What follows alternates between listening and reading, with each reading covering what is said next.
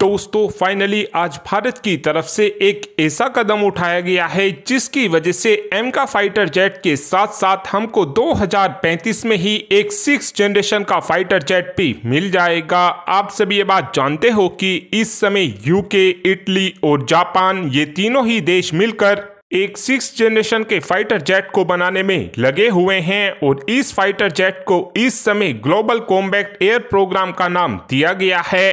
पहले इस 6th generation के फाइटर जेट को यूके और इटली ही मिलकर बना रहे थे, लेकिन जब जापान इस प्रोग्राम का हिस्सा बना था उसके बाद ही इस फाइटर जेट के नाम को ग्लोबल कॉम्बैट एयर प्रोग्राम का नाम दिया गया था। यूके और इटली की तरफ से पहले ही भारत को इस प्रोग्राम को ज्वाइन करने के लिए ऑफर दिया जा चुका है, लेकिन जब भारत की तरफ से इस फाइटर प्रोग्राम को लेकर कोई भी रेस्पॉन्स नहीं दिया जाता था, लेकिन अब भारत की तरफ से खुद ही ये बात बोली गई है कि हम ग्लोबल कॉम्बैट एयर प्रोग्राम को ज्वाइन करना चाहते हैं।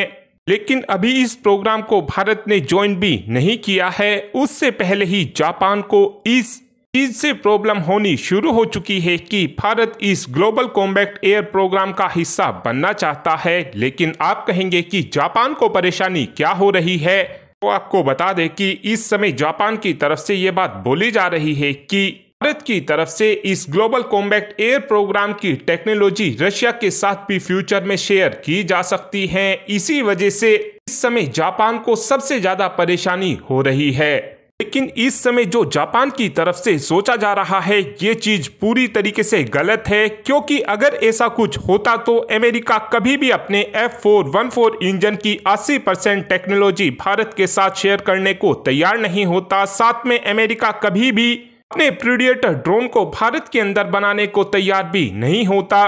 भारत की तरफ से जिस भी देश के साथ कोई भी डील को साइन किया जाता है, भारत की तरफ से उस डील का पूरी ही चोर तरीके से सम्मान किया जाता है। और आप सभी ये बात भी जानते ही होंगे कि रॉयल्स रॉय इस समय अपने इंजन के पूरे IPR राइट और अपने इंजन की 100% टेक्नोलॉजी भारत के साथ शेयर करने को तैयार है।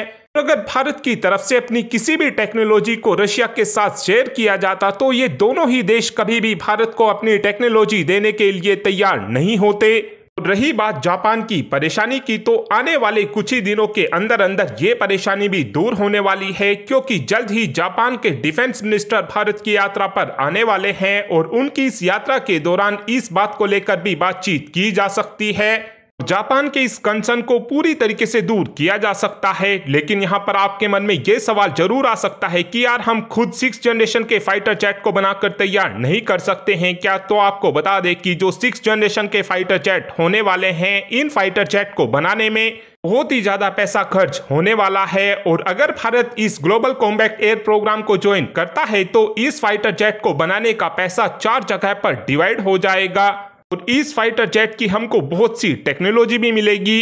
इस समय देखा जाए तो चाइना पहले से ही 6th जनरेशन के फाइटर जेट को उड़ा रहा है और आगे चलकर चाइना की तरफ से ये फाइटर जेट पाकिस्तान को भी डेफिनेटली दी जाएंगे। और उस समय हमारे पास 6th जनरेशन के फाइटर जेट का कोई भी ऑप्शन नहीं होगा, क्योंकि एमका के बाद भारत की तरफ से अभी के लिए कोई भी 6th जनरेशन का प्रोग्राम नहीं चलाया जा रहा है। इसीलिए इस समय भारत के लिए यही बेहतर होगा कि हमको इस ग्लोबल कॉम्बैट एयर प्रोग्राम का हिस्सा बनना चाहिए, क्योंकि इस फाइटर जेट को लेकर इस समय उम्मीद इस बात की जा रही है कि इन तीनों ही देशों की तरफ से इस फाइटर जेट के फ्लाइंग डेमोन्स्ट्रेटर की फर्स्ट फ्लाई को 2027 तक कर लिया जाएगा और 2035 से इस फाइटर जेट का प्रोडक्शन करना शुरू कर दिया जाएगा। और अगर भारत इस प्रोग्राम का हिस्सा बनता है तो फिर भारत के पास 2035 से एमका जैसा 5.5 जनरेशन का फाइटर जेट आ जाएगा। साथ में भारत के पास उसी समय पर एक 6th जनरेशन का फाइटर जेट भी आ जाएगा। और अब आप ही कमेंट कर बता सकते हैं कि क्या भारत को ग्लोबल कॉम्बैट एयर प्रोग्राम का हिस्सा बनना चाहिए, हाँ या फिर ना? इस बात का आंसर आप कमेंट बॉक्स में दे सकते हैं।